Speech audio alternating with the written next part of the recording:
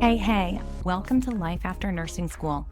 I'm your host, Caroline Dana, aka Nurse Coach Caroline, and I'm here to help you, the new nurse, thrive in your career.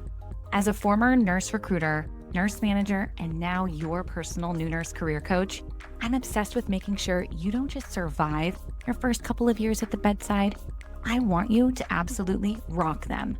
From the challenges to the triumphs, I'll be right here with you, giving you the real-world advice and support that you need to shine.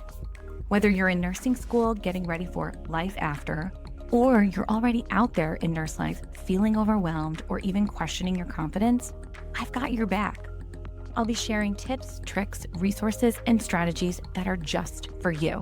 We'll dive into everything from landing that dream nursing job to slaying imposter syndrome, and most importantly, how to keep that spark alive and stay the vibrant and amazing nurse that you are. So if you're ready to tackle the things nursing school did not cover, like how to build a career, trust yourself, and keep your passion strong, then get comfortable because we are about to dive in and make nurse life the best life.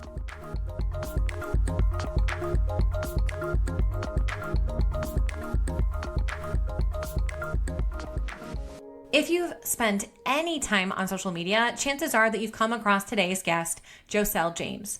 Whether he's making you laugh with one of his hilarious healthcare skits, speaking on stages across country, or sharing honest conversations about burnout and personal growth, Joscel has a way of connecting with nurses that's both entertaining yet deeply meaningful. But behind the humor is a story that I think so many nurses can relate to. Joscel began his career as an ICU nurse before transitioning to the ER and then becoming a travel nurse. He's done medical sales. He's been a longtime content creator. He is a known speaker. He's an entrepreneur. And now he's also a nurse content creating coach. His career is a powerful reminder that there isn't just one path after nursing school, and sometimes the most fulfilling opportunities come from embracing the parts of yourself that make you different. In today's conversation, we talk about his journey through burnout, why he believes humor is one of the most powerful tools that we have in healthcare, the pressure of chasing success and social media validation, and what it means to build a career that's aligned with your values instead of someone else's expectations. We also dive into the unique role Filipino nurses have played in shaping the nursing profession, the importance of authenticity, and why laughter isn't a distraction from nursing, but can actually make us better nurses. I want to add in here too that when Joscel and I jumped on Zoom to record this episode, it was our first ever time meeting. And you may have come across this in your life, but there are just certain instances where you meet someone special and the two of you just click. And that was exactly what happened with me and Joscel. Literally by the end of the call, I told him he was my new bestie, and I have a feeling you're going to be able to sense the bestie energy as you listen to our conversation. So whether you're a nursing student, a new grad nurse, or an experienced nurse wondering what's next, I think this episode will remind you that your career doesn't have to fit into one box.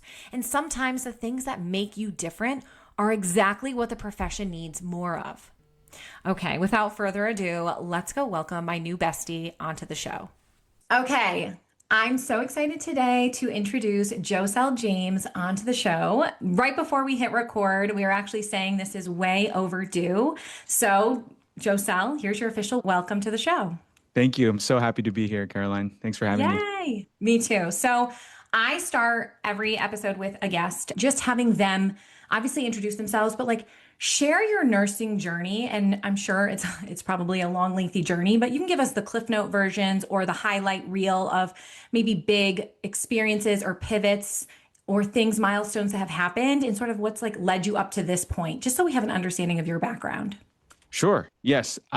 Similar to you, I think I overheard you say your mom's a nurse, right? Mm-hmm. Yeah. So my mom was a nurse and I was given, a couple options, either be a nurse or be a disappointment because I was Filipino. But I wouldn't say I chose nursing, but I kind of fell into it because of my family. My mom's a nurse, my aunt's a nurse, my cousin's a nurse. So we come from a family of nurses. So I became a nurse and started in the ICU.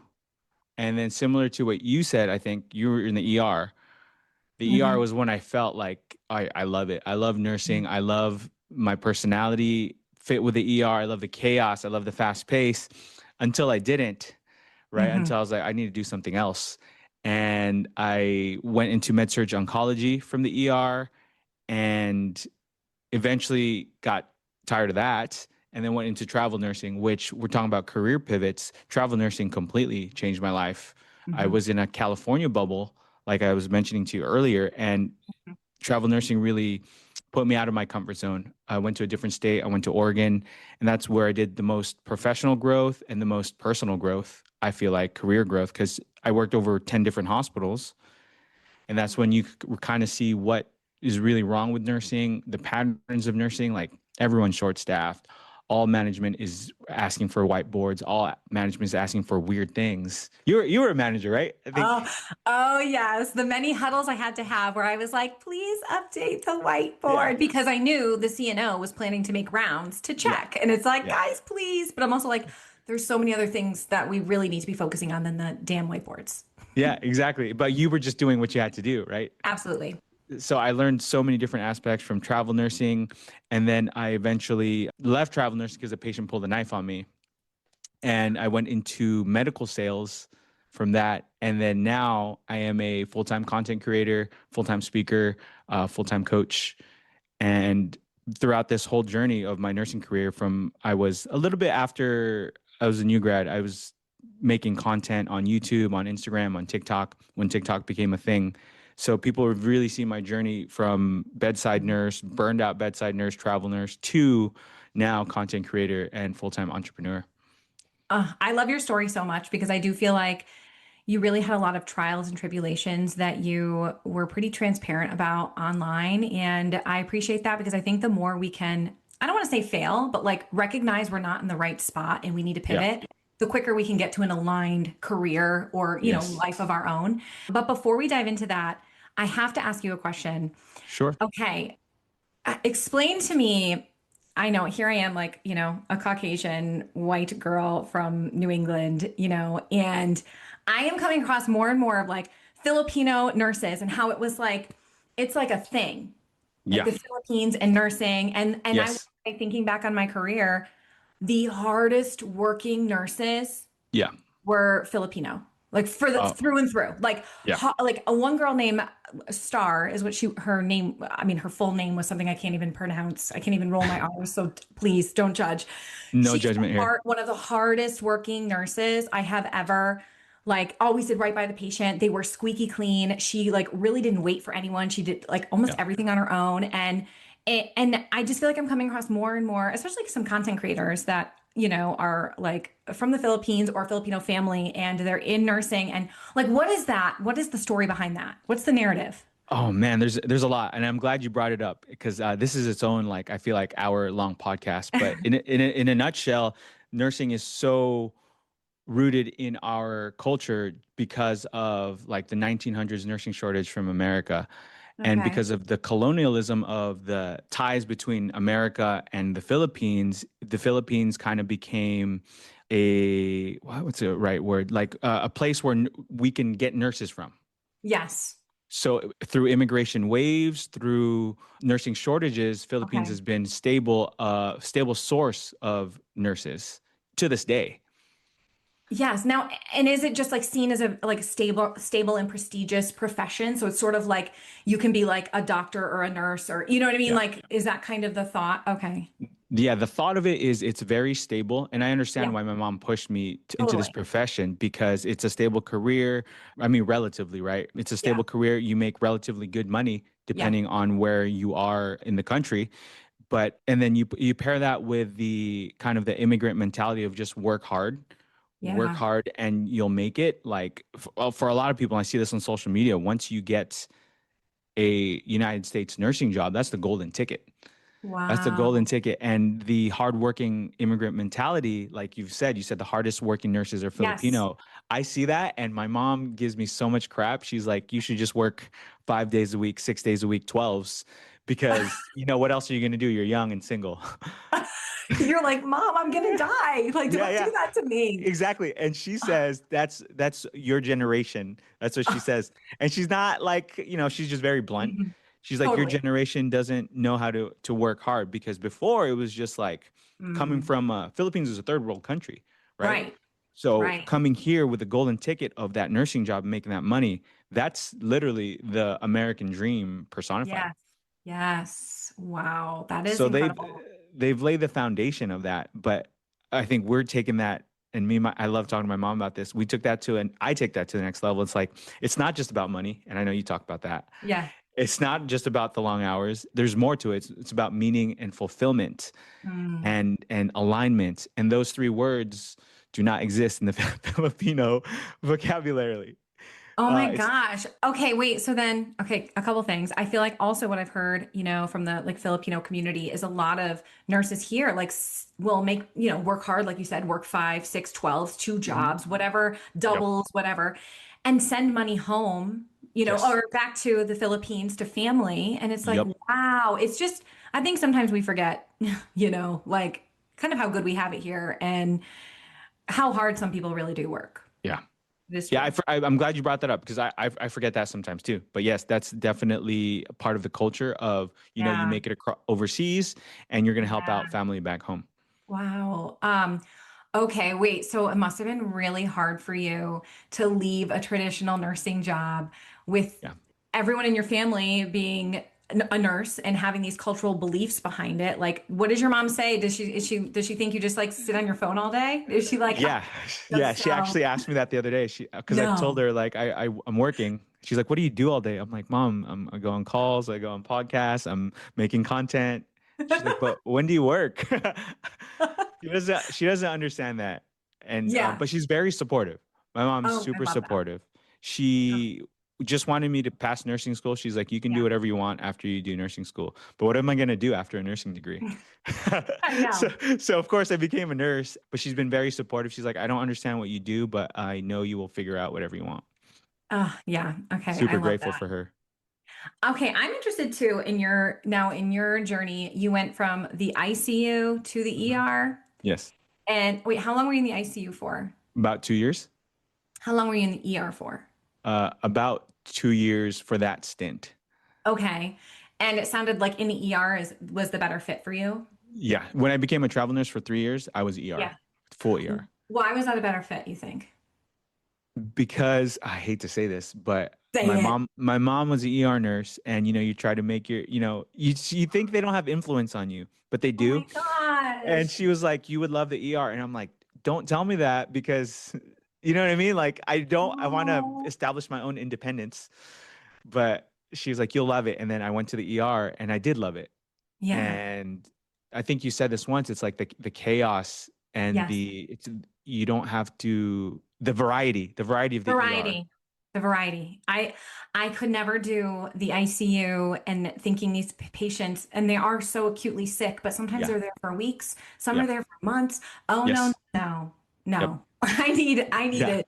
Every 4 hours I need a new patient. Like I Yeah. love variety. And For sure. even if the same patient comes back the next day, fine. We can, Yeah. start over. I'll let that one slide. But like I Yeah. cannot do that like long term. I don't know. I like change. That long-term patience. Yeah, those were a different Yeah. takes a different type of skill set emotionally It and does. I right? think that's what it is. I do Verbal. think part of it is emotionally because I actually am quite an empath and I will Right. take on energy of like the people around and what they're going through.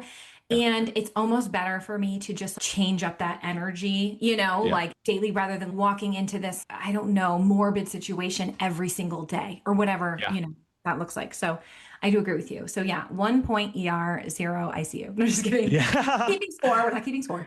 I will say the ICU was probably the best place for me to start because it made me a better ER nurse. I will say I started it on med surge and I actually Yes. feel that way too. I had to Yes. really hone in on my head to toe assessment skills. I Yes. had to understand the big picture. And in the Yes. ER, you're doing a lot of focused assessments and you need to know right away what the hell is going on. And Yeah. I do think it's probably really hard to start in an ER as a new grad. It's not impossible, but it's just a harder learning curve. Oh, 100%. I think, but I do think you're a better overall nurse, and I got a lot of flack for this saying this on the internet. I think overall you're a better nurse if you started somewhere before the ER. I agree. I N- agree. I feel Not bad saying saying that. that. Yeah. I know because ER nurses will come for me being Yeah. like, "What do you mean?" And Yeah. I don't know. I do agree with you 100%. I think having those foundational skills and Right. force really, see the full picture of the patient and seeing Yes. them a few days in a row, because you really will Yes. see them get better or worse, or what Hmm. intervention helped, and you kind of see the influences that we have on on the care that we deliver. Right. And after a patient gets admitted, a lot of ER nurses, their brain turns off, right? It's like, oh, this Hmm. is an admit. I have floor orders. I don't care about SEDs. I don't care about paging the doctor. And these are things you learn on the floor. Yeah. And then you Yeah. can see it. You're like, oh, this person has been an ER nurse their whole career. They kind of like stop caring. And I understand why, because they just Right. don't, that's the culture of the ER. Right, right. And sort of like, look, we are there to stabilize you, and Yeah. then you're not our problem anymore. And I hate to say Yeah. it like that, but it sort Yeah. of is the mentality. Like, you're Yep. going to live, we're going to move on to someone that we're not sure if they're going to live, you know? Yeah.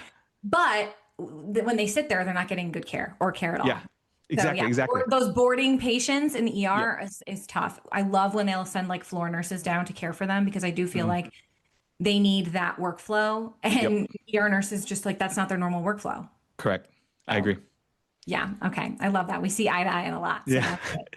Yeah, I told you Um, like from the beginning, I'm like, oh man, because I was listening to your podcast. I was like, oh my God, I'm so happy to yeah, be on this I podcast. feel like we got a lot. Yes. Okay. Okay. Okay. Now I need to know how the heck you went from the ER to med surg oncology, and like, was that really weird? Like, did you struggle? Because I feel like I would struggle in the fact that where is like the chaos? Yes, I think I was fooled. I was fooled because I was it scammed. was an observation unit, and I didn't know what really that meant because I was still kind of a new. Even though my mom warned me, she's like, "Why are you going there?" It was the Your it was mom knows so much. oh, yeah, she does, and I hate to admit it. Dang. I hate to admit it, but you're a mom too, right? Oh, Like totally. mom knows Totally. best, right? They But do. Hmm. and I will admit that. But I did something that I kind of tell people not to do now, which is chase the money. Mm. I was going from a per diem nurse with no benefits in the ER to a med surg oncology. It was something new, chasing Yeah. novelty for like $10 more an hour in the LA Okay. County area. I I was mean, like, plus that is benefits. yeah, I mean, that's a nice, paycheck. It's substantial, Yeah. right? But I'm the driving force was just novelty and money. And Mm, I tell people now that it's not about the money. It's not. no. And I was so miserable for like, I think a year and a half. I couldn't even make it to 2 years because they're like, oh, all your patients are walkie talkies. It's going to be super easy. You're coming from the ER, but not all the patients were walkie talkies. It was kind of became the dumping ground of the Yes. hospital. Every OBS unit I know is like Yeah. half OBS, half like medical complex Yeah. mystery of patients that sit there forever. Yeah. And I also feel like it's a ton of turnover. It's so Yep. much work. It's like you're discharging, you're admitting, you're discharging, you're admitting, you're coordinating care. It's like it's really Yes. busy in that capacity. Yep, it is super busy, but that gave me a great perspective for med surg obs nurses because I felt the I don't know if disrespect's the right word, but I'm gonna say disrespect. Everyone will see you as lower or less than just because your acuity is lower. Right. And so Like the that patients aren't as acute to be fully admitted, right? But they're yes, not as stable to go home or yeah. wherever else. They're kind And of then if you random bring a commute. concern, your voice doesn't matter as much. Right. You're like, well, you're on OBS. Yeah, You're like, well, what? and I'm like, what? Coming from the ER, right, where your first priority, you're coming from the ICU. I was like, oh, this doesn't feel nice. Yeah, you're the redheaded stepchild or whatever they Yeah, say, right? yes. So I have so much respect for med surg obs nurses, and I'm one of their biggest advocates Oh, because I love that. they're not as heard, and for no Mhm. reason of their own, no fault of their own. You're so So right. The unit that I teach clinical on was med surg tele mhm. primarily, but then they transitioned to like half med surg tele, half obs. They were told they were going to be obs, but then Yeah. they didn't have enough obs patients. So then they were Oh yeah. like overflow patients from all Yes. random units, and these patients were sick. They were Yeah. not. So it's like you have half independent walkie-talkies, half actually Yep. pretty sick, complex patients. Mm. And making the assignments was a nightmare. People were having Yep. like sick patients and all this turnover, and they were like, I can't, I'm drowning. And it Yeah. was like, what are we doing here? What Yep. are we doing here? I don't know. And Yeah. yeah, That's I, exactly what happened with my unit. It became the overflow, and I'm just like, this isn't cool. well, I love that you're an advocate for that specialty, because you're right. Like, where are the obs nurses? Like, we see you. Yeah, Like we feel for you because that is for actually a sure. really hard place to work every single Yeah. day. Yeah. Every single day. Yeah. Yeah. And you don't feel heard. You don't feel understood. And again, because your acuity is so low, the resources just don't go to you. And that's like resources like sitters. Yeah. Something as important as sitters if a patient's trying to get out of bed. Yeah, no, you're an obs unit. And they don't Yeah. want a sitter because if the patient's going to go to a nursing home, at least this is how it works Yes. over by us. It's like, oh no, they need to be without a sitter for so many hours, and you're like, well, Yes. okay, they actually need one, but like we don't want to keep them here, but like let me try and be a sitter and take a full patient assignment. Like Yep.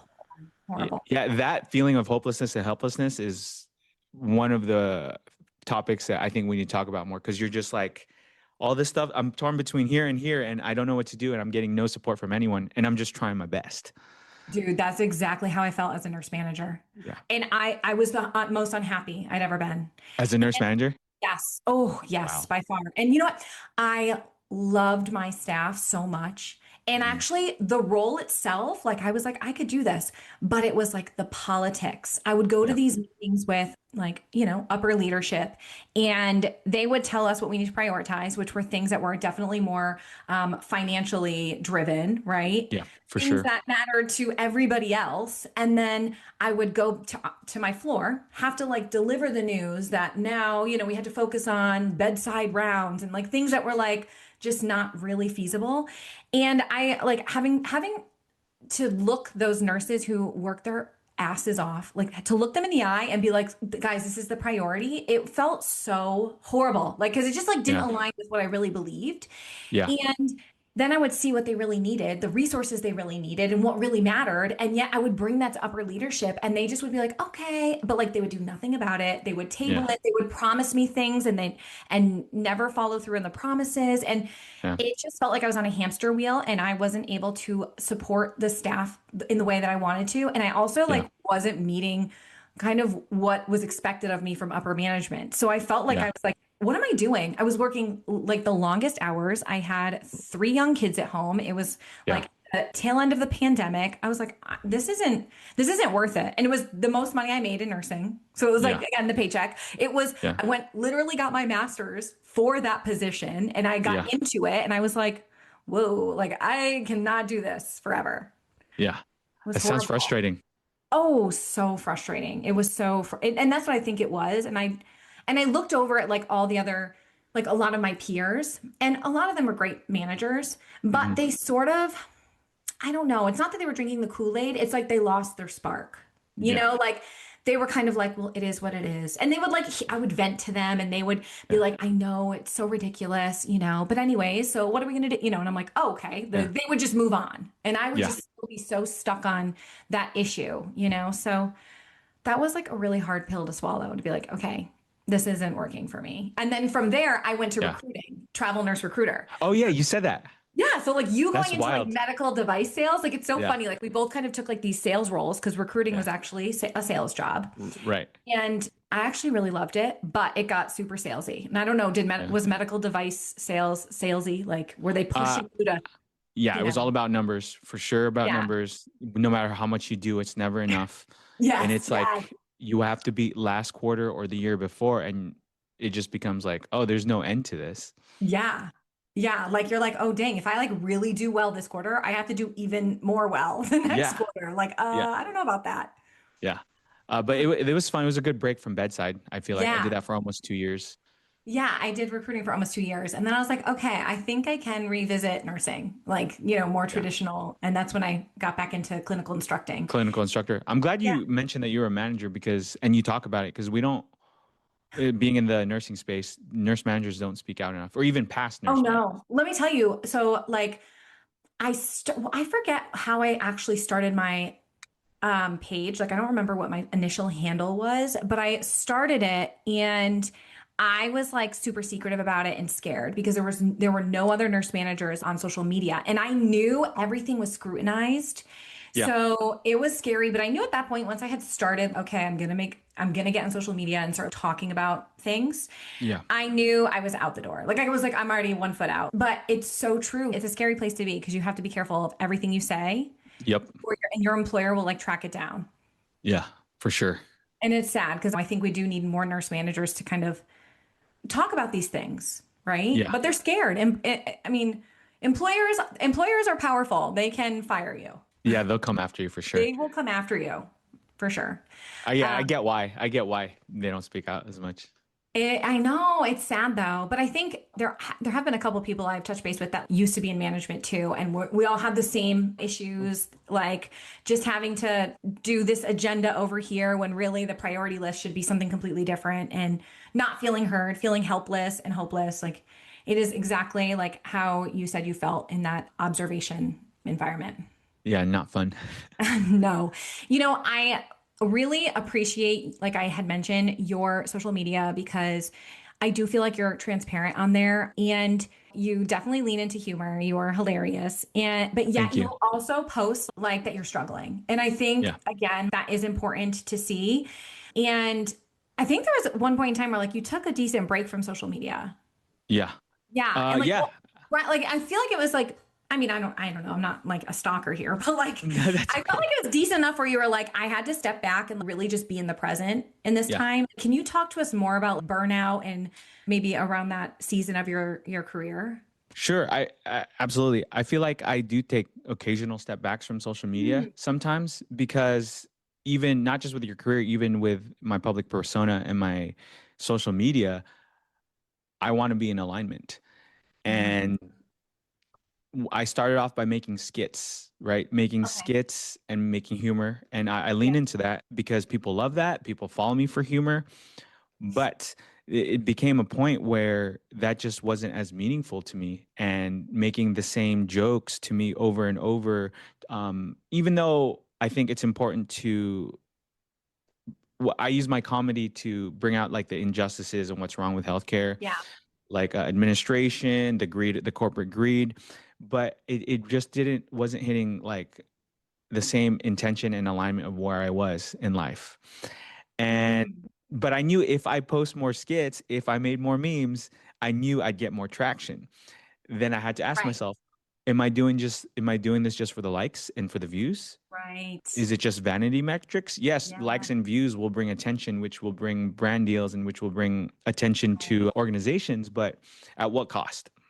Right. It's kind of like, that dancing monkey, dance monkey, right? It's just, I didn't want to be in that hamster wheel of chasing another viral hit or chasing more Mhm. likes just for the sake of likes. Yeah. So I really had to look at myself and like, what am I trying to do? What is my purpose with the gifts and talents that I do have? And how can I best use that? Yeah, yeah, I definitely agree with you there. And I think there are, amazing influencers on social media, some in the nursing space, and it can be easy to be like, oh, let me do what they're doing, or let me try. Like Yes. I've done a few skits a long time ago, and I was like, okay, that was fun, but at the same time, to me it felt I don't know if surface level is the right word, but and it like it just I was like, okay, this isn't something I'm gonna be doing all the time. Like this isn't Yeah. actually who I am. And I don't consider, I mean, I have a very small following, but I don't consider myself like trying to be an influencer. No, but I Hmm. love everything career related. So like I Hmm. want to be known as a resource for career. Like if you have an issue with your nursing career, like go to my page, right? I want to Yeah. be like the hub for that. But I think it has taken a long time to realize, okay, like where, and you'll get random brand deals and you might chase something and then you're kind of like, was that worth it? Like I've done a few Yeah. things, like some UCG stuff, like random stuff, like, Mm. hey, like make, a video, this and that for a couple $100 and like, great. But then after it's like, I don't want to be doing that all the time. Like, I mean, it was Yeah. great, but I don't know. That's not necessarily in alignment with at least my vision.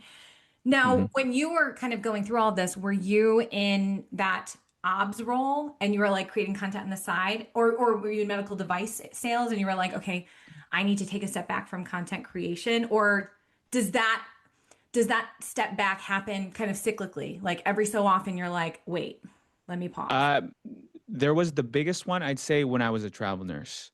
Because Mm, when I was working full time, I was channeling, and it was COVID, right? Everyone was yeah, handled COVID differently on their time off. I made funny videos when I went home, right? yeah, Because we couldn't go anywhere. yeah, But when I became a travel nurse, it was very much like I was a lot in fight or flight mode in terms of where am I going to live in 3 months? Where am I going to yeah. live sometimes next week? Let me adjust to this crazy shift because travelers get the worst assignments. Let me Oh, adjust to this new hospital. And I feel like I couldn't I wasn't in a space to make content then. And that's where I kind of, Yeah. and I was meeting great people and living life. Yeah. So that's when I was like, I want to be more present, and it's okay if content takes a backseat. Oh, I love that. You're right. I can totally resonate with that. If my life is feeling chaotic and busy, like on a personal level, Yeah. it's really hard to then show up like sort of on a public platform. Yeah. It's like, I got to get my own shit together before I can, Yes. and you can only handle so much of that mental load Yeah. for sure. Exactly. And that's why also, but at the same time, as content creators, we have to maintain a presence, some sort of Yeah. presence online, a consistent presence. And what I've learned is I want to be transparent with my struggles. I want to be transparent with what I have challenges with, which include Yeah. struggles with my career, relationships, or loneliness as Yeah. a 35-year-old male, as a nurse. Yeah. I'm not just a nurse. I'm so No. many other aspects, which is what Yeah. I'm big on. We're human beings with these Mhm. real experiences, and to box us as one thing, I think, devalues us as a human being. Yes. Do you feel like when you became a nurse, that was like your whole identity? Oh yeah, Me absolutely. And being too. being online too is just like, Oh, I bet. You felt like you had to just like spend every day in scrubs and like yeah. be videoing it and yeah. And it takes a while to realize that almost is a crutch, falling into that label of I'm a nurse. Like I feel like I would be Mhm. like, "Hi, my name," like if I met someone to be like, "Oh, I'm Caroline and I'm a nurse." And it's like, like Mhm. why is that the first thing I tell someone? Like that's Yeah. crazy. But like I think it's just the prestige is so hard, nursing school is hard and you finally become a nurse and for me it's something Hmm. I really wanted since like the 6th grade. I love And that. oh yeah, like obsessed. And my mom was a nurse, so it was kind of, I'm sure, like ingrained in me too. And I like looked up to Mhm. her like she was like, superhuman. So Yeah. when I finally became it, I was like, I've arrived. Like this is Mhm. so great. And then over time, I was like, wait, like what about the rest of me? You Yeah. know? Yeah. Absolutely. I think you talk a little bit about that in your success episode, because you just like, you arrive, then what?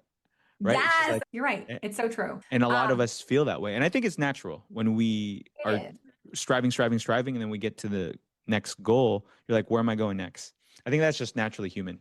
It is natural. And we should spend time every time we arrive at a goal to enjoy Yes. it, honor ourselves for getting there. And maybe that is part of just like the hustle culture that we're in, where Mm. you're right. Like it is like, okay, what's next? And then it's like, oh, should I get my master's? And I feel like Yes. sometimes if you don't stop to be like, whoa, whoa, whoa, whoa, is this in alignment with me and what I actually want my life to look like? You end up on a path that's just not right for you. Yeah. And Yeah. that's okay sometimes too, to Yeah. realize that, because that path of Mhm. realizing that this is not my path is your path. It's so true. Right. Yeah. The most important part is I think your words, you say you pivot. And for me, I say just take action, whether it's researching a new job, whether it's updating your resume, just take action when you're unhappy. That's been Yeah. my biggest thing. I love that. And I actually, it really irks me when people don't take action. Yeah. Like, I can't stand the people in the unit that are like constantly in a bad mood, constantly Yes. Oh my complaining. God. I'm like, dude, you hate it here. Go Yeah. update your resume. Like, Yeah. you will be happier because, like, you're Yeah. bringing us all down with you, Yeah. you know? And I've been there. I've been that guy. Yeah, And that's I what that, know. We all have. and that's why I left the ER the first time. I was so unhappy. Mm. I got this assignment, which wasn't that big of a deal. I just got this assignment that I was like, this sucks. And someone was like, why don't you quit then? And I was like, you know what? I get it. I might. I- and Yeah. I did. Yeah, and I think it's hard too to sometimes recognize that where we're currently at, like it's run its course. And Yes. I think a lot of us in nursing hang on, for the patients, or maybe because it's an area we're comfortable in, Oh, comfort zone hang for on. sure. Yes, for 100%. long until sometimes we're like the ugly version of ourselves, like Yes. complaining about things that like Joscel 2 years ago may not have even thought that assignment sucked. Yeah, So exactly. yeah, it's so interesting. One thing I really love about your story is that, again, I think it's a great reminder that your nursing journey doesn't have to fit into one mold. And I Yeah. want to take a moment to just share the bio that you sent me because I Oh. laughed so hard. Okay, just so everybody hears it. All right. So you can sit here and feel awkward as I read it to you. Okay. Okay, I'm All right. ready. So Joscel James is a former ER nurse who left bedside care to become a comedian and speaker after realizing his coping mechanisms were marketable. He's built a following of over 100,000 healthcare workers, survived more overtime than any human should, and has a 100% success rate at making orientation awkward in the best way. A patient once pulled a knife on him. He's fine. The patient did not leave a good Yelp review. I'm like struggling not to like laugh as I'm reading this.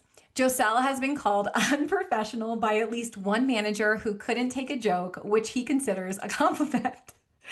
He speaks on stages about humor, co-hosts a podcast on nurse.com, and makes content on healthcare, personal development, and business. Like I read that and I was like, oh my God, that is freaking hysterical. And it started out like a normal bio. And then I'm like, Yeah. someone pulled a knife on me. I'm fine. And I'm like, Yeah. okay, this is hilarious.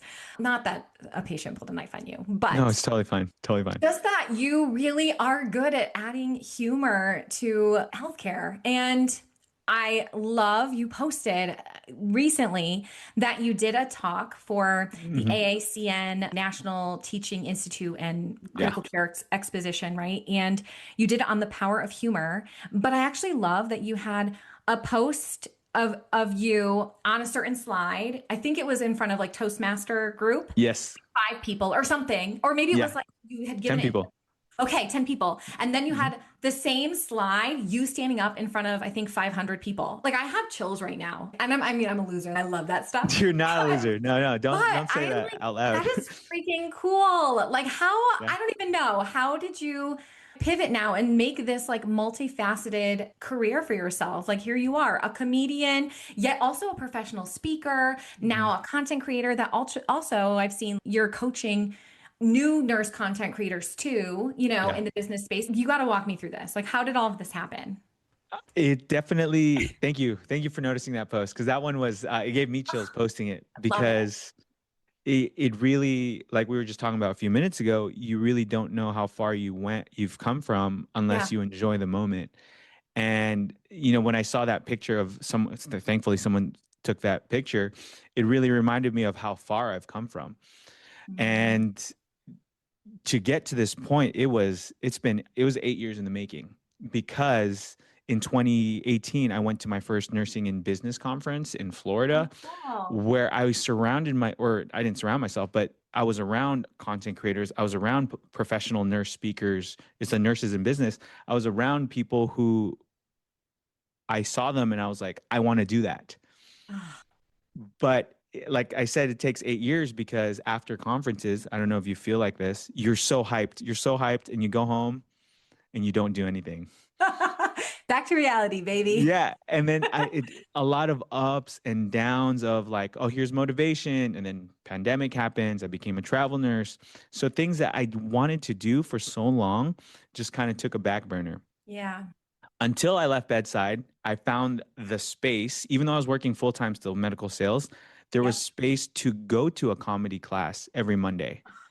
There was space to go to Toastmasters every Wednesday and build that community. Because even though you only work 312s, sometimes you work every Wednesday, or it's an inconsistent schedule. Totally. But leaving bedside gave me that space to pursue the things I've always wanted to and surround myself in those rooms. And that's the most important part, being in those rooms of people that have done it. And that includes stand-up comedy, public speaking, Toastmasters. And I'm still building it, like brick by brick by brick, I get into where I wanted to be. And it's still surreal. Being on that NTI stage is for sure one of my biggest dreams. Again, 8 years in the making, like seeing public speakers. I'm like, I want to be a nurse speaker at a conference. Yeah. Yes. And people to this day ask me like, how'd you do that? And honestly, all you have to do is apply. Like, it's not that hard. Yeah. All you have to do you like filled the room. That's the other piece of it too. Like, I did. That's still surreal. There were like people commenting like, I didn't get a seat. There wasn't enough. I saw that. I was like, dang. So, just don't discredit yourself, I guess is what I'm saying. Thank you. I appreciate that you're saying it's 8 years in the making, because I do sometimes feel like social media, we can be like, oh my gosh, they just get all these opportunities and like, look, it's just easy for them. And no, it's not. Yeah. Okay, wait. So how long have you known that you're funny? I didn't really know until I've always been the guy who cracks jokes in class. I was a class clown. I love making my family laugh. So humor is something I've leaned on, especially as probably an only child who needs to fit in wherever they are. Yeah. Probably partly coping mechanism. Yeah. But my first YouTube journey or first social media journey was I wanted to talk about something meaningful to me, which was personal development and interpersonal communication in healthcare, which doesn't, Okay. people don't talk about it. The soft Yeah. skills. And no one was really watching. So I had space to experiment. And Yeah. so I started making skits. Okay. And then those skits got 100 times more engagement than my personal development videos. I'm like, okay, let me lean into that. Yeah. And that's kind of when I knew, oh, people like laughing. Oh, if I make a joke, and I went deep into like joke structure and comedy. I read Wow. books, took courses of really how to write funny skits. And Hmm. that's kind of when I knew, I guess, 2020. Yeah. You were like, okay, I'm actually pretty good at this. I love Or I that. want to get good at it. Yeah, Yeah. I'm secretly funny. I mean, I'm not funny on I the believe show it. and like this is more of a professional space, but I literally love to make people laugh. I am so fulfilled when people are laughing, even if it's like at me or with me or Yeah, whatever. I feel like it's a great way to just lighten the mood. And I think yeah, you said coping mechanism. There's definitely times where I feel like it's so awkward and I'll just like make a yeah, joke. And I think it's just because I'm like panicking on the inside. yeah. I'm not even kidding, Joselle. My first interview, which is, for a new grad position, the Hmm. whole time I cracked jokes. The whole, and I Yeah, don't even know why. I was sweating. I was wearing a pantsuit. I was so nervous that all I yeah, did was crack jokes, yeah, which like looking back is literally mortifying. And I yeah. ended up getting the job, but I swear only because Nice. I was a tech there. And I had already, they knew I was hardworking. I was reliable, and I had Yeah, done networking. They kind of like knew me. So I think I was a safe bet. I remember walking out of the interview being like, I didn't give them any evidence that I would be a good nurse. And I don't know, what was I doing in there? It was like stand-up comedy, but it was because I was so nervous. yeah. For sure. I think. Well, I don't know. I think you're discrediting yourself because I've been in interviews before, and sometimes even if you're good on paper, but if you're totally like no personality, they'll take the personality, True. right? No, you are right about that. Like there are times where I'll do mock interviews with people and they're so nervous that they're like reading from a script. And I'm like, Yeah. relax. And it's okay to literally be human and be like, I'm Yeah. so nervous because I'm so excited about this opportunity. Like Yeah. people love that. We've all been in your shoes and have Yeah. been nervous. So yeah, I do think there's, bringing that human element to it goes a long Yeah. way. And that does Yeah. include personality. But Yeah. I still don't And recommend. humor. Yeah, I don't recommend, being a stand-up comedian during your new grad interview, but That's it funny. did work out, I guess, in my favor. That's a good story. No, I think that's a great story. It Well, sounded like I it don't worked know. out. It worked out, so I can tell the story now, right? And Yeah. I'm here to tell it. Okay, so you still do stand-up comedy? Not as much anymore Not as much. because Okay. going back to meaning and Yeah. alignment, it's just like Yeah. when you start off in stand up comedy, you start from the bottom and Yeah, going that's to got to be a open hustle. mics. Yeah, it's a hustle. So I would be going to open mics where anyone can take 5 minutes and just crack jokes. But these are like, you're performing in front of the restroom. People are watching the game. Yeah. I want to watch the game, Yeah, because yeah. you're at these bars, people are drunk. So it was good experience as far as, stage time and how to tell jokes, but Yeah. really aligning that with my nursing background, Yeah. it's definitely NTI was where it was fully integrated, where being on Yeah. stage and using evidence-based stuff Mm. like humor, right? Like you talked about, you crack jokes when you feel awkward and Yeah. nervous. There's like a theory for that in humor. It's called relief theory. When you Oh. laugh or tell a joke to release that nervous energy. I absolutely do that. Like Yeah. I'm scared that I will like go to a funeral and crack a joke. Like Yeah. I need to like be able to channel it better. But Yeah. it's nice to know that that's like a thing and I'm, Yeah. not Science complete. backed. Okay. Yes, love it. Evidence-based over here. Yeah, definitely. Okay, wait. So let's talk a little bit about the power of humor. How did you decide like, okay, I'm going to make a whole presentation on humor in healthcare? Wow. Okay. That's a good question. This is kind of a I loaded question, I guess. I do a lot of self-reflection, and Mm, I have to ask myself, what skills do I have? What are my experiences? And where am I the authority to be able to be in a room that I want to be in? NTI is the American Association of Critical Care Nurses. And I know you've spoken about imposter syndrome on your show. mhm. And me being in that room, even though I was an ICU nurse and even though I was a bedside nurse for 10 years, it's like, how do I make something that would make me belong in a room of a very professional conference Yeah. from a very unprofessional guy, right? Like, right? It's like I'm all about humor and laughing and Yeah. levity and lightheartedness. Yeah.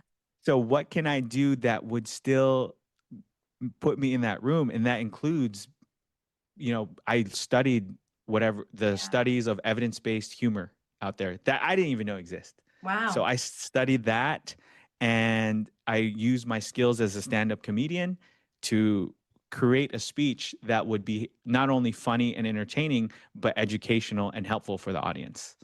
And that's where that intersection was. Ooh, I love that. So you kind of actually took it back to, you didn't just say like, oh, I'm going to do a presentation on this. You were like, what is my expertise and where would I feel confident or like what topic would I feel confident in standing in front of people saying like, I got this Yes, to kind of exactly. combat the imposter syndrome. Yes. Ooh, I Well, love not that. only in front of people, but in front of my peers as nursing, Yeah. what is credible from my Yeah. past that would give me the authority to speak to people who are really into critical care, you know? Yeah. Good point. Oh my gosh. And the That's, answer was the humor. like, turns out people love humor. Yeah. Is there anything you can share? I know this is off the top of your head, like about humor in healthcare that, like, I don't know, people are surprised to learn. Yeah, absolutely. Even people that don't laugh, if they're like, I'm, humor. Like, is there Yeah. just like what can you share with us about humor in healthcare? Yeah, I can talk about this for hours, but humor in healthcare, I think the hospital is like such a hard place, right? There's a lot of Yeah. death, there's a lot of dying, but when you use humor and laughter in any situation, our brain releases four neurochemicals, which acronym is DOSE. We love acronyms: dopamine, oxytocin, serotonin, and endorphins. Okay. That's what you get for free when you use humor, incorporate humor, and you don't need a prescription for those free chemicals in your brain. You just need to find where is humor appropriate in the hospital, and there are places for it. Oh, of course. You don't want to crack jokes at inappropriate times, but when it isn't appropriate or you hear someone say something funny, you just crack a joke about it, you'll get these free chemicals not only for you, but for your patients too. You can make them forget that Yeah. they're in the hospital having the worst day of their life. You can forget that they're sick even for like 5 seconds, right? Yeah. And there's no, again, you don't need to go to the Pyxis for it. You just need to crack a well-timed joke. Yeah. I love that. What if someone's like, I don't know how to crack a joke, Josel? Yeah, and that's why I have a list of one-liners that I've come up with that I'd be You happy to do? share. I'd be happy to share Oh, to the rest yeah. of the show. Yeah. So, like for example, it's you just need to practice it because humor's like a muscle. So if your alarm's going off, right, your IV pump is going off, Yeah. and you go into the patient's room, you can say, "Oh, sorry, I just came in here to turn the volume up." Yeah, that is Right, cute. right. It's just You're like like, right. you're not making fun of anything. You're not making fun of the patient, which I Right. advise you never make fun of the patient, but you're making fun Right. of a situation. You're like, oh, that was Yeah. unexpected. And that's Yeah. where humor is when you just do something unexpected. I love that. I know. And I do feel like there are just certain people that you come across that have the best one-liners. Yes. My dad used to be able to say, like, just crack the joke at the perfect time Yeah. and people would just die, and Yeah. I think there is so much power in humor. And I think sometimes we don't use it enough. I think we are No. so serious Hmm. and we take life so serious that Hmm. sometimes we just, like you said, like the word levity. I'm like, oh yeah, like I haven't even heard that word in so long, but I'm like, we Yeah. need that. I need that more in my life, We need that inside the We need hospital, that. outside the hospital, on social media. We for sure need that. Yeah, and I think it really actually makes the patient feel more like a human when you're Yeah. like cracking jokes, because I mean, I think about it all the time. How many times are like we in our patient's room and say we're putting in an IV or we're doing something, but you can hear all of your peers at the nurse's Yeah. station talking about the bachelorette party they went to this Yeah. weekend, cracking jokes with each Ah, other, just socializing. Yet yeah. many times we come into our patient's room and we're super professional Yeah. and almost don't socialize with them. And I Mhm. try to show that to my students. I literally will go in and be like, oh, how'd you sleep last night? I know we're always in here waking you up. But I try to get them to talk a little bit, not necessarily like, hi, we're here to do your meds. Take a Yeah. deep breath. Let me listen to your lungs. Just having conversation and like Yeah. lighthearted conversation with no, I don't have an end goal. It's just Mhm. to literally, I don't know, treat them like a human. Yeah. Well, that I think is kind of an art, and that art is definitely lost sometimes because we want to Totally. be professional, right? We don't want to Yes. come across the wrong way because some patient, no matter if you're doing the right thing, patients will take things the wrong way. And that Oh, goes with humor too. But yeah. I think that's just something I think we have to live with, right? Yeah. That patients will take things the wrong way, even if you're being super robotic and professional. So might as well be human and make that Totally. conversation with them. Right. It's just like reading the room, anytime you walk into a patient's room, Yeah. right? Like you said, you're not going to crack a joke at the wrong time unless you're Reading the being room. trained in Yeah. community. Yeah, Reading the reading room. the I room. think that is a skill that is so important, but we don't teach that. We don't teach that. I say that in my humor talk. Like you have to be able to read the room. Emotional intelligence isn't a suggestion; it's a requirement. I think not Totally. just using humor, but whenever you're interacting with another human being, you need to know about your own emotions and what's going on in the Mhm. room. Yeah, and I think a lot of that does come from like self-reflection. You Yes. interact with someone, you leave that interaction, and then you're like, oof, I shouldn't have said that. I put my foot in my Yeah. mouth, or maybe I made Yeah. them feel uncomfortable, or whatever. Yeah. So that you learn over time. When I come into that situation again, hopefully you have a little bit more emotional intelligence or experience to be like, Yeah. okay, I can handle that differently. Okay, you Absolutely. talk you talk so much about professional development and reflection. What does that look like for you? Are you a journaler? Oh, for sure. Yeah. Oh, We I want have to to get into reflect. journaling. How do Yeah. I know I like to reflect, but I don't I like reflect when I'm running or when I'm doing Yeah. something. I need to be more still and Tell me a more little bit more about that. You want to get into journaling? yeah. So, like, what's stopping you? Me. You know what it is? I am I'm high energy, but I have overachieving tendencies. I am Mhm. definitely someone that's like, I need to be productive at every hour and every day. And I think Yeah. sometimes I will sit and be like, oh, if I journal, like I have to do all these other things. And then I'm Hmm. trying to journal while I'm like cooking. And I'm like, what am I doing? Like I'm Yeah. not actually sitting and thinking and really leaning into it. So I Yeah. feel like I need to make it more of a habit because I have been intermittently journaling and it always brings clarity to me. Yes. Always. Yet Yeah. sometimes I can't get it to stick. So like what Yeah. does your practice look like? Sometimes it's not super consistent every day, Okay. but it's usually if I am feeling uncomfortable or Mm, any heightened emotional state, whether it's negative or positive, I try to journal okay. because it helps me one remember that moment and kind of lock it in time and Yeah. also helps me process what I'm going through. But Yeah. it's really just what I'm, and it doesn't have to be anything for me. Sometimes journaling could just be on my phone. Um, Oh. but it became a lot better when it was on the computer typing. I used to be a Oh. handwritten journal Yeah. kind of person, and that there's a place for that too. But when I started journaling on the computer typing, you can type a lot more and it's easily accessible. Yeah. If I really want to journal, I'll set a timer. Like what you said, it's difficult for Okay. me to stay still too. Yeah. So 5 minutes, 10 minutes, Yeah. and then I just talk about what has been emotionally quote unquote sticky for me during that Oh. day or lately, and I just let it out. And then I forget about it.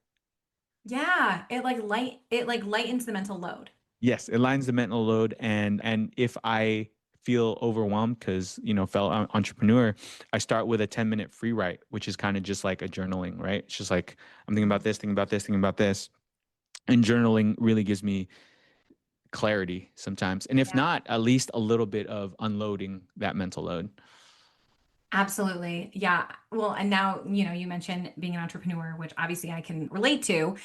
That has been such a wild personal development experience as well. When you're building a business, you have to unlock all of these personal obstacles or issues Yeah, you have before you can actually get to the next level. When you're first starting out, there's a lot of like, for me, it was like fear of failure, a little bit yeah, of fear of judgment, or like, yeah, and also imposter syndrome, always, right? yep, And I think professional development and like personal development, all of that has been huge for me. And I've yes, listened to so many podcasts and read different books just to help, like, yeah, okay, I don't feel for like sure. alone. And this is normal and like I'll Yeah, work through it. But it is incredible. People are like, if you want to learn so much about yourself, like start a business because yeah, that's when you learn everything. yeah. Entrepreneurship. I read a quote the other day. I think it said entrepreneurship is personal development, It and is. your business will only grow as much as you grow on a personal development level, It's so which true. You have to, yes, like you have to be okay with failing and failing publicly and failing forward. And you have to be resilient. and rejection. And oh, so much So rejection. much rejection on so many different levels, So many different right? You levels. you were talking about you're pitching more to nursing schools, Yeah. and yeah, I Oh, can yeah. relate to that because when you're Yeah. pitching Like yourself to anywhere, Oh, it is Subjecting like yourself for rejection. totally, totally. And, most of the time they go unanswered. Like I'm like emailing, Yeah. calling, like all the things. And it's like, well, at some point, someone will answer. Yes. And then you know what? You try so hard, and then maybe you're like, okay, maybe I have to pivot to something else Yeah. or look at the strategy a little bit Hmm. closer. I'm really trying to lean in this year to the word I chose this year was ease. If it doesn't come with ease, like, and I'm Yeah. constantly paddling upriver and I feel like Yeah. I'm like going against the grain, I'm Yeah. like, that's a sign that it just wasn't meant for me. I Trying like to that. like, of Ease. course, I don't mean things are going to be easy, but Yeah. an opportunity falls in my lap. Like, okay, wait a minute, maybe that was meant to be, and that maybe it's an opportunity I have to work really hard at, but that came to me easily, if that makes Yeah. sense.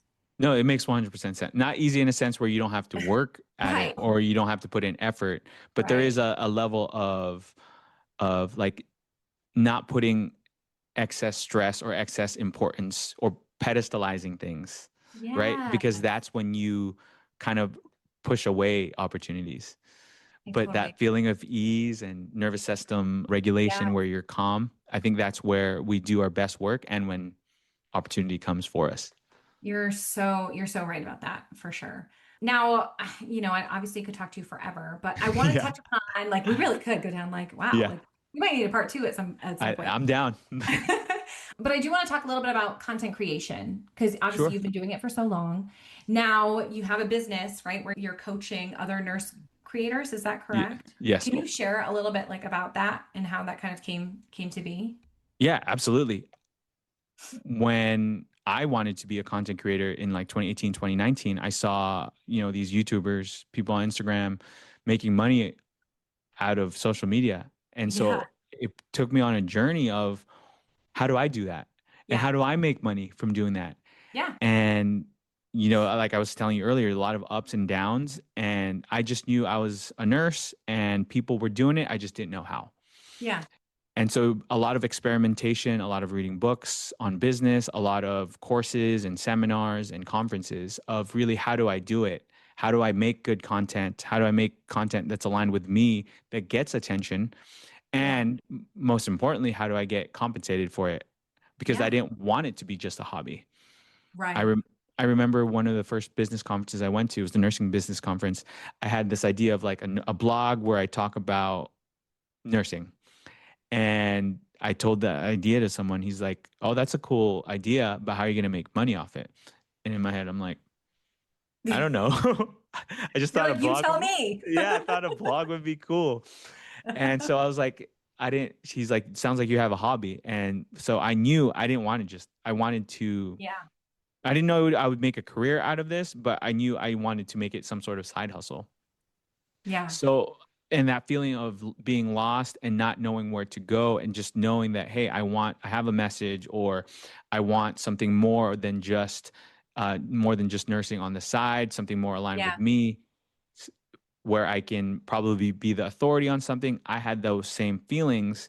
And since I was part of groups where I got coached, from public speaking to content creation, I wanted to make that for nurses who yeah, wanted to get into content creation and learn how to monetize and start a yeah. personal brand, not just be a content creator. There's so many content creators out there, but Right. how do I make a personal brand that is unique to me? And how do I teach that to others so they're not just another content creator where if you erase their face, erase their name, would that content still be theirs? Right, right. And I think there's definitely some strategic planning in building a brand. And sure, it can start out as a hobby, but I totally agree with you. If other people are making money, what the heck? Why not us, right? Yeah. Now, and are you seeing most of the money is brand deals and collaborations or things like that? Well, there's so many different ways to make money. I think the way most people want to make money is brand deals, and I've Yeah. definitely done that. But I personally don't want to be a walking Ad. billboard, right? Yeah. And a lot of companies have a lot of money, right? Organizations, but there's other ways like coaching, obviously, consulting, merch, digital Yeah. products, courses, or UGC, or making content for other people that doesn't have to go on your page. There's so many Yeah. ways to make money on it. And it's just kind of like they all work.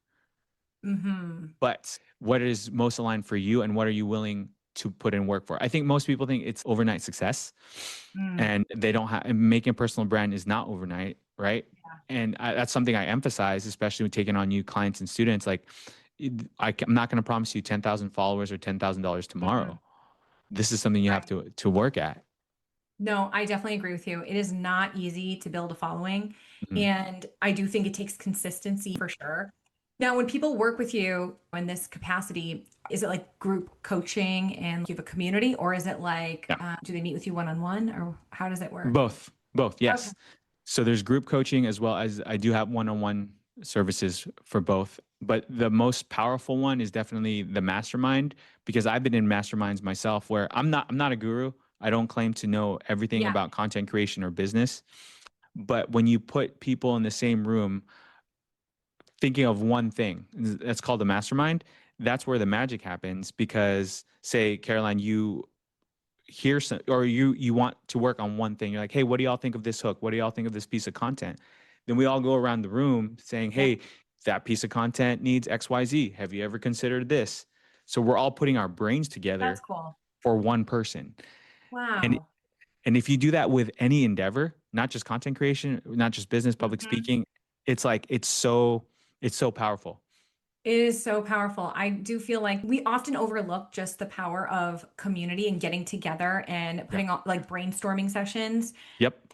When I first started my business around 2 years ago, I also created a community called the Nurse Entrepreneur Society. And Uh-huh. it was like 15 nurse entrepreneurs or people that wanted to have some type of online business, were most of them. Right. And we would get on a call and like I would pick the topic and I would give like recommended like, hey, listen to these like 2 podcast episodes. So like you have an Yeah. understanding of like what a lead magnet is. And then Yeah. we would get on a call. I would give a quick summary and then we would talk about it and be like, do you have a lead magnet? Okay, we know what your business is about. What are you thinking for a lead magnet? Okay, I think Yeah. people would like that. And I think everyone learned so much. And then at the year mark, I was like, guys, I have to stop this because I can't keep doing this and doing my business. Right. But I think that alone propelled me forward so much in just the learning curve of starting a business. And Yeah. I have connections to those people. I feel like they're good friends, even though I've Yeah. never met any of them in real life. It's so Yeah. funny. But you just develop that relationship, and it's just a great way that you've networked. And now I feel like I Yeah. can literally text any of them for something or whatever, or their input, and Yeah. like we'll all give it to each other, you know? Yeah. Yeah, Absolutely. I That think that's power community awesome. is huge. Absolutely. And I think no matter what happens with AI, it will never replace human connection Yeah. and that the power of that. Agreed. Agreed. So will be interesting to see like where things go with that. Okay, this next one. Where do you want your career to go? Like what are you in the most alignment you've ever been in your current state? Like what do you hope for your future career? Definitely, to answer your question within that question, I definitely do feel I'm in the most alignment of my life because I'm big on, have you heard of the Japanese phrase ikigai? No.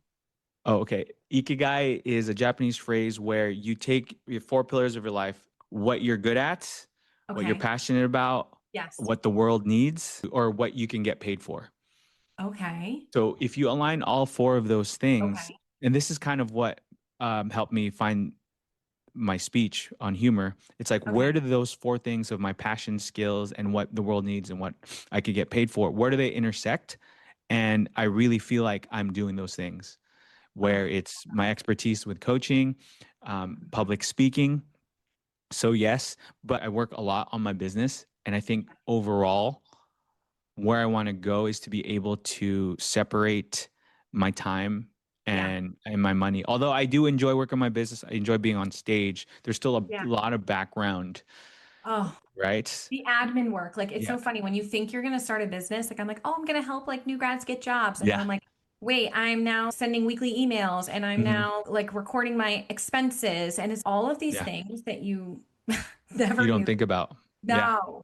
running a business and waking up at 7, Yes. sleeping at midnight, and just trying to. And you, it sounds like you have a lot of hats. You have Mm, kids, mm. and there's just so many other hats. Like I have hobbies too. I Yeah. enjoy dancing salsa and making time for my mom. I'd love to hang out with my mom more. So I want to be in a space where if I'm gone for a week, it's cool. Yeah, right. Like the or business 2 continues weeks, to run. Right. 4 Right. weeks. Yeah, or a I'm year. being fully transparent. Yeah, I'm not there yet, but that is definitely my goal to get to that spot. Well, I love that. And I love that and like I said earlier, like zone of genius. Yeah. Clearly you are good at speaking, you're good at humor, Oh, you're thank you. great at content creation. And you also have a great nursing background. So, being able to sort of channel that in the right way where you're excited for the most part to get up every day and work on your Yeah. business. And Yeah. then as it grows, it'd be so great to build a team or something where, Yeah. maybe you get an AI agent that can like light you up, right? I've looked into that for sure. Yeah, for sure. Okay, I do love that. And I'm gonna have to look up that Japanese phrase more too. Ikigai. Yes, okay. I will never remember that, but I will have it for the recording.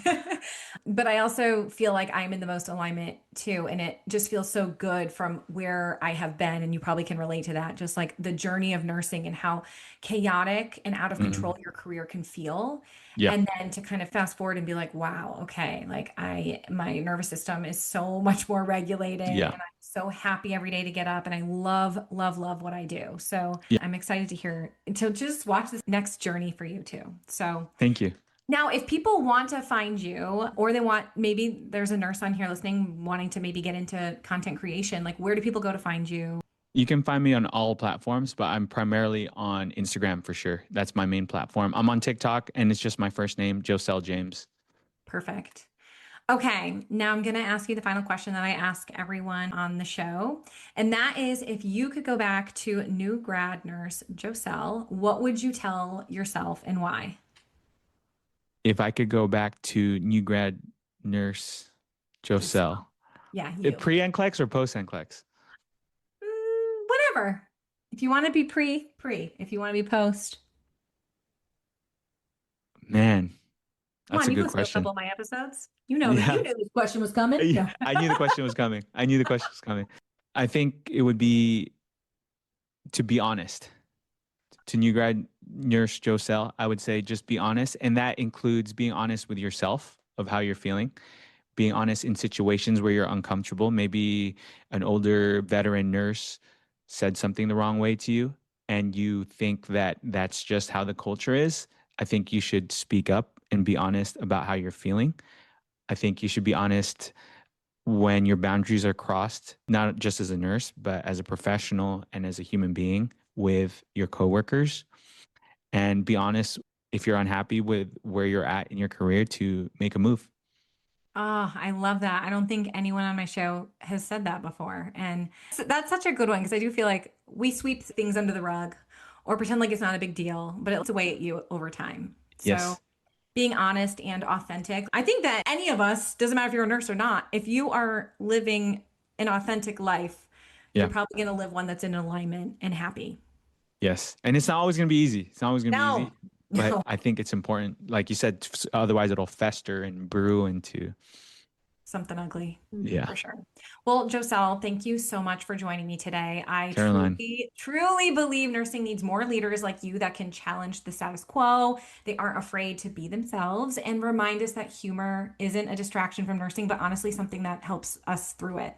Thank Yeah. you for being such a light and your creativity and your authenticity for our profession and just for inspiring nurses to build careers that are uniquely their own. It's been Yeah. such a pleasure. I literally feel like we're besties now, whether Yeah. you like I it or do not. too. I know. I do too. I feel the same. Well, that's it for today's episode of Life After Nursing School. I hope you feel more confident and ready to tackle the challenges that come with starting your nursing career. Remember, the first year or two might not be easy, but with the right mindset, you can overcome anything. If you found value in today's episode, I'd love for you to hit that subscribe button so you never miss a future episode. Also, please consider leaving a review on your favorite podcast platform. It helps so much in reaching other new nurses like you. Thanks for listening, and remember, you've got this. Take care and see you next time.